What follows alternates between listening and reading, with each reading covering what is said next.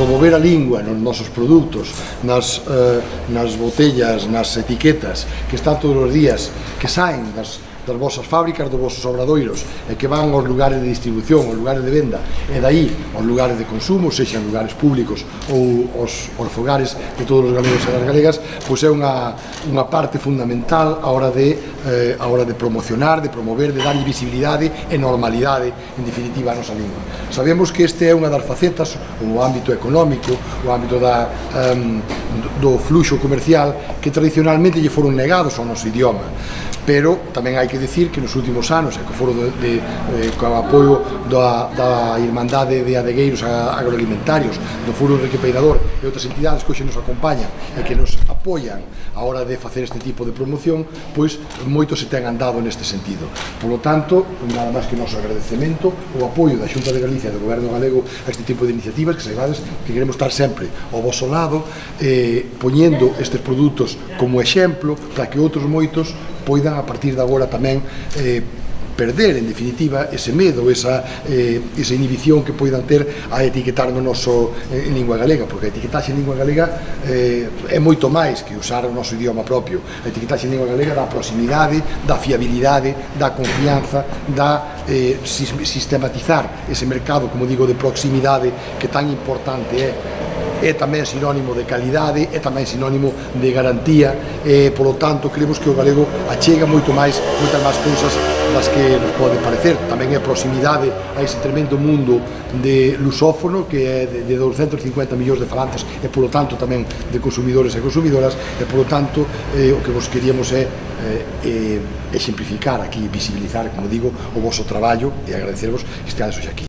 É o único que quero transmitir a través dos medios de comunicación, que chegado o día 25 de xullo, que está ás portas, temos que superar o esperpento de que moita xente ven reivindicar a identidade galega, desgallítase, berra, saca o meigallo ese día berrando as consignas, e acto seguido, cando rematan as concentracións, as manifestacións, esparéxense polos bares e tabernas e non son consumidores responsables. Beben o que lle pide, o que lle dá o camareiro, o máis que pode facer o camareiro dicirlle que vai ser. É un branco, ponlle o branco que quere o camareiro, a mí un tinto, a mí poñame un rioja. Eses non son consumidores responsables. Se se veu defender a identidade do país, o normal é que se defenda tamén, en primeiro lugar, os produtores deste país, que sufren ás veces as consecuencias dunha desigualdade nos mercados pola presencia de produtos foráneos. Eso por un lado. E por outro lado, se son empresas que se identifican ca cultura galega, ca lingua galega, o mínimo que debe ter unha persoa que defende a identidade galega todos os días é escoller produtos que están etiquetados en galego. Nos producimos queixos de leite cruda e o noso principal produto é o requeixo, e queremos chamarlle requeixo. Queremos que o requeixo sexa un queixo, unha variedade de queixo galega.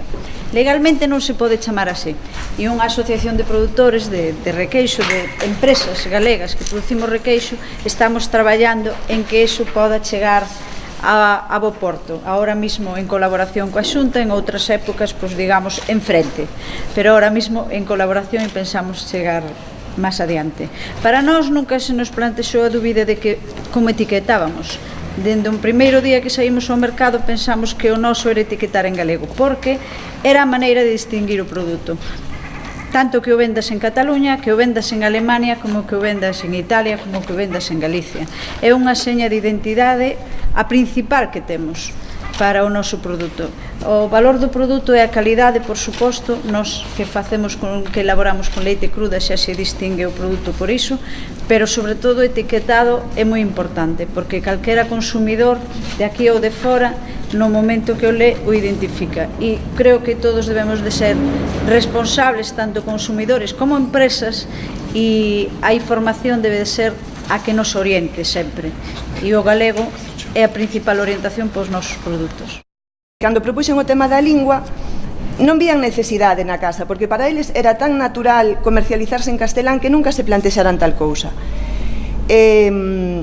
Empezamos a darlle unha volta ás redes sociais só en galego, os anuncios, a cartelería, ata que empezou o tema da etiquetaxe e o propuxen. Cruces, o imposible, temos un montón de referencias, están en castelán, levamos toda a vida, que é unha frase que a min persoalmente me mata, que toda a vida facendo as cousas así. Pois chega un momento que as cousas hai que cambialas, hai que romper esas dinámicas. E empezamos hai un ano co kit antimorriña. O kit antimorriña, unha embalaxe en galego que chega en galego a Madrid, a Barcelona, a Bilbao e hai uns meses a Embaixada Española en Hong Kong, en galego. Un kit que hai un ano me decían na casa estás tola, onde imos ir con isto? Pois chegamos ata Hong Kong, en galego. O seguinte paso pois é un produto novo que desde hai uns meses estamos desarrollando, que é unha lalinensa, unha burger con carne de porco raza Duroc, moito máis sana, menos graxas, menos sal, e que xa vai a estar etiquetada en galego. Cando eu propuxen na casa, levaba unha cuartilla con todos os argumentos para dar porque tiñamos que etiquetala en galego. E cando propuxen, Alfonso, que che parece se a lalinensa vai etiquetada en galego? Pareceme moi ben, moi boa idea. Empezamos xa con este primeiro produto. Entón, non porque sempre se fixeran as cousas así, non estamos a tempo de cambiar as dinámicas, nós somos principiantes, pero sí que somos militantes no idioma. A veces non se pasa etiquetar en galego, porque, bueno, todo o mundo entende en castelán, para que vas a etiquetar en galego, non? Todo o mundo entende en galego, para que vas a etiquetar en castelán, sería a mesma razón.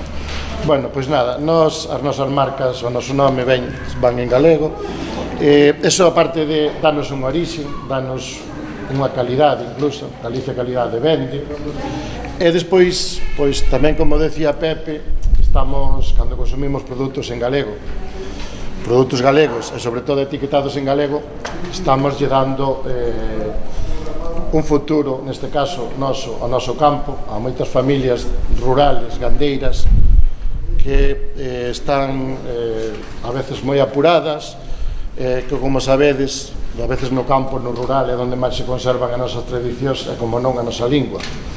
Entón, pois bueno, pois anímovos a comprar produtos en galego, podendo ser etiquetados en galego, porque lle estaremos dando un futuro á nosa lingua e un futuro ao noso país.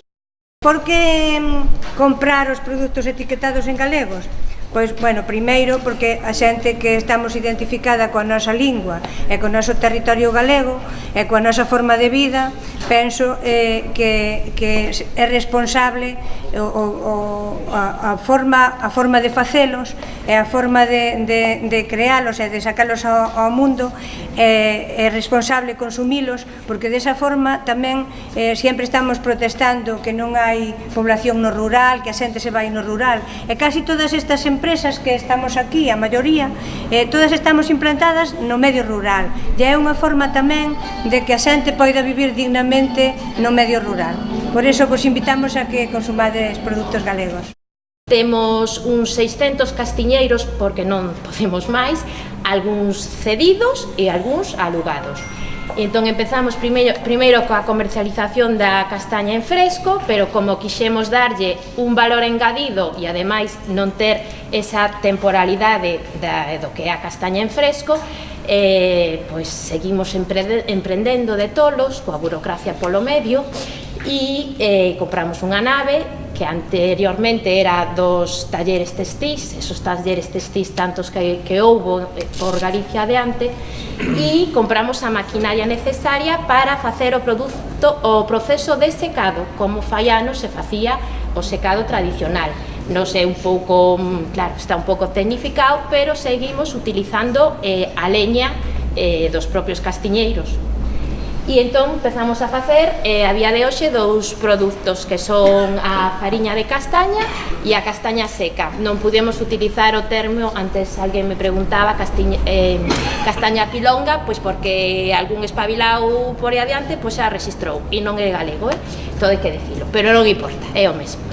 E a hora do etiquetaxe, a verdade é que en ningún momento tivemos ningunha dúbida, porque, o sea, é que non creo que sexa nada negativo, ao contrario, que é algo positivo, que lle dá un valor engadido e que para min creo que te abre portas. Somos algo máis de 3.500 socios, máis de 400 empleados, e toda a nosa comunicación, lógicamente, non pode ser en galego, non? Feiraco desde fai tempo os seus envases van en galego. É certo a globalización pois, nos chama e nos obliga en moitos casos a compartir idiomas, non? Creo que é moi importante que sigamos etiquetando en galego e que sigamos falando en galego.